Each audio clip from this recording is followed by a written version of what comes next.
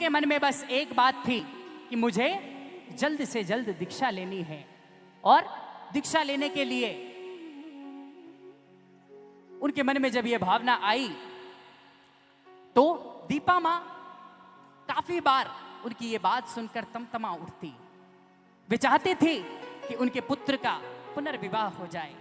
जब भी महामना भिक्षु सन्यास की बात करते वो उस सिंह स्वप्न का हवाला देती कि जब तू मेरी कोख में था तो मैंने सिंह स्वप्न देखा था, तू तो राजा बनेगा, अपार वैभव पाएगा, तेरी जैसी संतान को मैं सन्यास की राह पर आकर कैसे भेज दूं।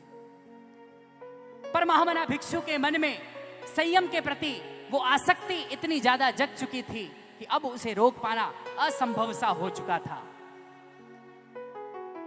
आचार्य भिक्षु ने अपने ननिहाल में सोढ़ा गांव जाना हुआ। वहां उनके बचपन के मित्र रामकिशन जी विजयवर्गीय से उनका मिलना हुआ। रामकिशन जी विजयवर्गीय वही हैं जिन्हें हम तेरा पंथ प्रबोध में भी पढ़ते हैं, जिन्होंने शाहपुरा की राम स्नेही शाखा का प्रवर्तन किया था। उन दोनों के जीवन में बहुत सारी समानताएं हैं।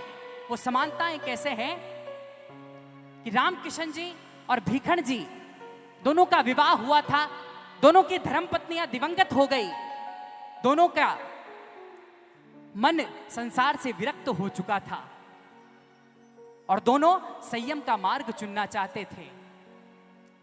अब आचार्य भिक्षु और रामकिशन जी, मैं बहुत ज्यादा समय आप सभी का नहीं लेता हूं इस क्रम को, क्योंकि मैं देख रहा हूं लोगों को थोड़ा समझने में अभी भी तकलीफ हो रही हो सकती है, मैं कह नहीं सकता, परंतु हम भक्ति की ओर भी आगे बढ़ेंगे। इस क्रम को मैं खत्म करूंगा, संपन्न करूंगा, परंतु एक अंतिम बात जो मेरे मन में है वो आप सभी के समक्ष रखता हूं और उसके बाद हम भक्ति की ओर आगे बढ़ते हैं। तो अब महामना भिक्षु अपने गुरु की खोज में निकल पड़े थे और उस खोज में उन्हें मिले आचार्य श्री रघुनाथ जी। रघुनाथ जी से मिलकर उनका मन मानो अब ऐसा हो चुका था कि अब ये ही मेरे गुरु हैं और मुझे इन्हीं के समक्ष दीक्षा लेनी है। पर अभी भी सबसे बड़ा एक बंधन था, वो मां का प्रेम, क्योंकि दीपा जी ये मानने को तैयार नहीं थी कि उनके पुत्र को वो सन्यास कैसे दे दें।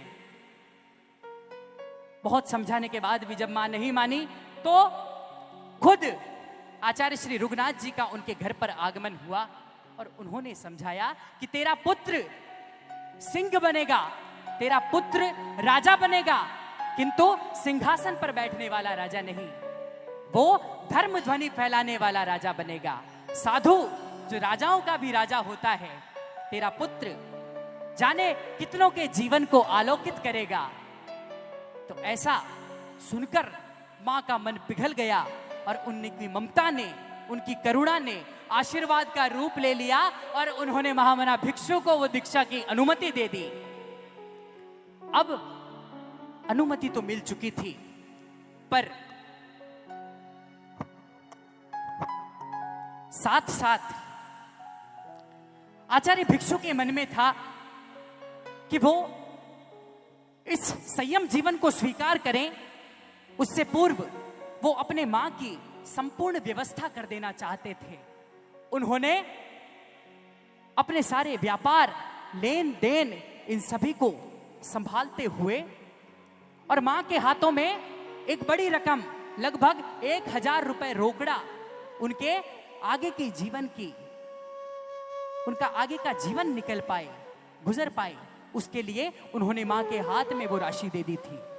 इसका मतलब क्या है कि आचार्य भिक्षु लोकोत्तर धर्म के प्रति भी, लौकिक धर्म के प्रति जितना उनका झुकाव था, लोकोत्तर का ऑब्वियसली उससे कहीं ज्यादा था, पर उन्होंने कभी लौकिक धर्म को इग्नोर नहीं किया।